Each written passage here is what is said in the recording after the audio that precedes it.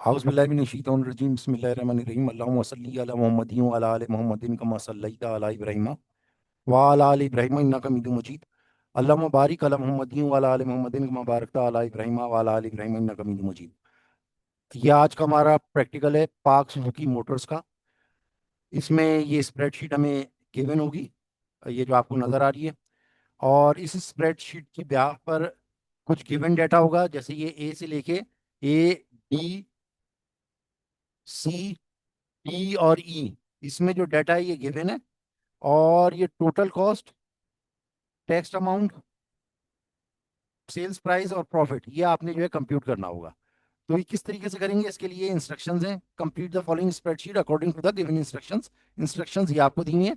Total cost कैसे आपने निकालेंगे, ये इसमें दिया हुआ है। एडिंग लेबर, लेबर आपकी ये दी हुई है सी के अंदर। कैपिटल कॉस्ट ये डी के अंदर दिया हुआ है। मिसेलिनियस ये आपका ई के अंदर दिया हुआ है। और इसी तरीके से इन सबको जब आप ऐड कर देंगे तो ये आपके पास टोटल कॉस्ट आ जाएगी। तो इसको शुरू करते हैं। शुरू करने के लिए मैं इसकी कॉपी बना लेता हूँ। इसको आप माउस से ड्रैग करके हाईलाइट कर लेंगे, या शिफ्ट के साथ एरो कीज दबाएंगे तो ये हाईलाइट हो जाएगा। उसके बाद राइट क्लिक कर लें, और राइट क्लिक करने के बाद ये करें कॉपी। और कॉपी करने के बाद जब आप इसको यहाँ पर पेस्ट करेंगे तो इसकी एज इट इज कॉपी बन जाएगी जो कि मौजूद है। इससे आपका असल डाटा जो है वो सेफ रहेगा। उसके बाद ये जो है, क्योंकि जस्ट आपके रेफरेंस के लिए दिया हुआ है, ये खाली होगा। नॉर्मली खाली भी हो सकता है और रेफरेंस के लिए फिल्ड भी हो सकता है, अगर आपको को ये प्रैक्टिकल में आता है तो जैसे कि इसमें कहा गया कि टोटल कॉस्ट जो है वो किसके बराबर है। कोई भी फार्मूला हम शुरू करते हैं इक्वल टू के साइन से, तो मैं यहाँ पे इक्वल टू का लिखूंगा। इक्वल टू लिखा। इक्वल टू लिखने के बाद लेबर कॉस्ट ये लिखी हुई, इसको क्लिक कर दिया। प्लस मैंने एन को क्लिक कर दिया। लेबर कॉस्ट के बाद कैपिटल कॉस्ट भी आ गया। उसके बाद मिसलिनियस के लिए फिर मैंने प्लस किया और इसको क्लिक कर दिया। तो अब ये मेरे पास जो है टोटल कॉस्ट 12,000 आ गई। और रेफरेंस के लिए आप ये देख सकते हैं, F4 में जो लिखी हुई है वो भी 12,000 है, और P4 में जो मेरे पास आई है वो भी 12,000 है। इट मीन्स कि मैंने सही निकाला है। इसको एक और तरीके से भी निकाल सकते हैं। कैसे, इज इक्वल्स टू लिखें, प्लस करने के बजाय आप यहाँ लिख दें सम। सम का एक फार्मूला होता है, तो सम भी वही काम करेगा, वही तो एडिशन होती है। इसमें आपने ये लिख दिया और कॉलन डाला, और कॉलन डालने के बाद आखिरी सेल लिख दिया। अगर कंटिन्यूअस डाटा है, अगर कंटिन्यूअस डाटा है तो रिजल्ट आपके पास सेम ही आएगा। कंटिन्यूअस डाटा से मुराद ये है कि बीच में कोई, जैसे MNO है, ऐसा अगर कंटिन्यूअस डाटा है या ए से लेके जी तक कंटिन्यूअस डाटा है, तो आप सिर्फ पहला सेल दें और आखिरी सेल दें, तो ये ऑटोमेटिकली बीच के खुद ही कैलकुलेट या कंप्यूट कर देगा। लेकिन अगर डाटा टूटा हुआ होगा, जैसे ए से लेके डी तक है, EF नहीं है, फिर जी से लेके और सी तक है, तो ऐसी सूरत में फिर ये सम कॉलन के साथ नहीं चलेगा, फिर आपको कॉमा डाल के ये करना पड़ेगा। अब क्योंकि मेरे पास टाइम कम होता है, मैं ये ड्रैग कर देता हूँ। आप लोग ये ड्रैग मत कीजिएगा। बार बार कहता रहता हूँ मैं, हर अपनी वीडियो में कहता हूँ, ये आपको आखिर में पता चल जाएगा। बात मेरी आपको जब पता चलेगी जब आप बहुत बुरी तरीके से फंस चुके होंगे, फिर रोने के अलावा कोई और चारा नहीं होगा। तो लिहाजा ड्रैग एंड ड्रॉप मत कीजिएगा। हर हर हर सेल में जाए फार्मूला लिखें, हर सेल में जाए फार्मूला लिखें। अच्छा जी, उसके बाद नंबर चीज क्या है, टैक्स अमाउंट आप निकालना है, जो कि 10% ऑफ टोटल कॉस्ट है। 10% ऑफ टोटल कॉस्ट है, तो ये आसान हो गया हमारे लिए। अगर इसके अंदर दिया हुआ होता कि नहीं, अगर अमाउंट इतना है तो फिर 10% बनता, 15%, तो मसला होता। ये डायरेक्ट 10% है। 10% किसका, टोटल कॉस्ट का, टोटल अमाउंट का, टोटल कॉस्ट का जो है वो टैक्स अमाउंट 10% है। तो सिंपली क्या करेंगे, इज इक्वल्स टू लिखेंगे और लिखेंगे टोटल कॉस्ट का है, क्योंकि तो टोटल कॉस्ट को क्लिक कर दें, क्लिक कर दें या सेल एड्रेस लिख दें, एक ही चीज। इसको मल्टीप्लाई कर दें 10 डिवाइडेड बाय 100 से, तो आपके पास ये 10% आ जाएगा। इसका एक और भी तरीकेकार होता है, आप इज इक्वल्स टू लिखें और जैसे मैंने बताया सेल एड्रेस आप लिख दें P5। P5 आपने लिखा और P5 को मल्टीप्लाई कर दें 10% से। तो आप देखिए मैं डिवाइडेड बाय 100 नहीं लिख रहा, 10% लिख रहा हूँ, तो 10% की भी मायने यही है। इसी तरीके से मैं इसको इस तरीके से भी लिख सकता हूँ, पहले 10% लिख दूँ, फिर मल्टीप्लाई कर दूँ इसको P6 से, तो ये भी जो है दुरुस्त फार्मूला है। क्योंकि ये बोर्ड मार्क्स के तहत जो है मल्टीप्लाई और डिवाइड को आगे पीछे किया जा सकता है। आपको पता होना चाहिए एसोसिएटिव लॉ, कम्यूटेटिव लॉ और डिस्ट्रीब्यूटिव लॉ, ये चीजें यहाँ पे अप्लाई होती हैं। इनमें से जो सा भी लॉ हो वो आप इसमें जो है ना अप्लाई कर सकते हैं।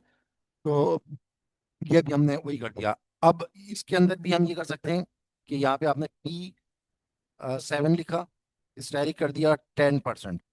ये आसान फार्मूला समझने में, इस वजह से हमने इसको कर दिया, वरना डिवाइडेड बाय 100 भी कर सकते थे। उसके बाद सेल्स प्राइस आपने निकालनी है।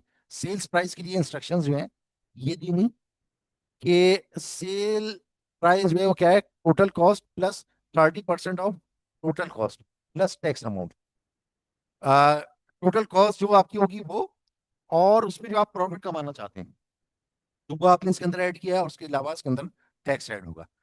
तो इसका तरीकेकार क्या होगा, इसमें सिंपली आप क्या लिखेंगे, इज इक्वल्स टू सम लिख दें, या फिर आप इसको वैसे भी कर सकते हैं जैसे कि इसका तरीकेकार है कि आपने टोटल कॉस्ट लिखी, प्लस लिखा, फिर आपने टैक्स अमाउंट लिखा, फिर प्लस लिखा, और आपने लिख दिया 30% ऑफ, 30% ऑफ क्या, 30% ऑफ P4। तो ये भी करेंगे तो आपके पास रिजल्ट जो है सही सेम आएगा, सही आएगा। ये देखें, ये एच देख लें और आर देख लें, रिजल्ट जो है सही आ रहा है।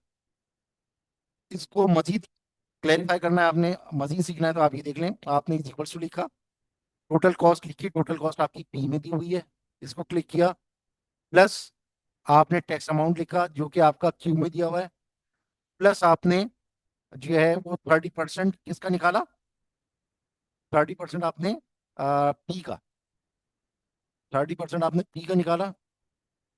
तो ये इसको थोड़ा सा मसला हुआ है ये काम करने में, तो 30% हम यहाँ पे लिख देते हैं, 30% मल्टीप्लाई बाय P5। ये आप देख सकते हैं, यहाँ पे लिखने से भी काम जो है आपका हो जाता है। अच्छा, इसमें 30% में कोई मसला कर रहा है, ये देख लेते हैं कोई इशू आ रहा है। इसको आप ब्रैकेट के अंदर करते हैं।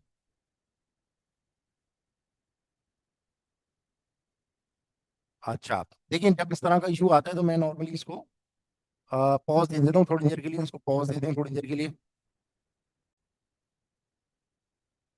अच्छा, ये देखें, ये नॉर्मली होता ये है कि ये जो आपको इस किस्म का हैश टैग नजर आना शुरू होता है, उसकी वजह ये होती है कि आपका सेल बाज औकात छोटा होता है और उसके अंदर वैल्यू बड़ी होती है। तो इसको आप ये ट्रैक करेंगे तो ये देखें, ये आपके पास वैल्यू आ गई। तो ये वैल्यू आ गई इसकी।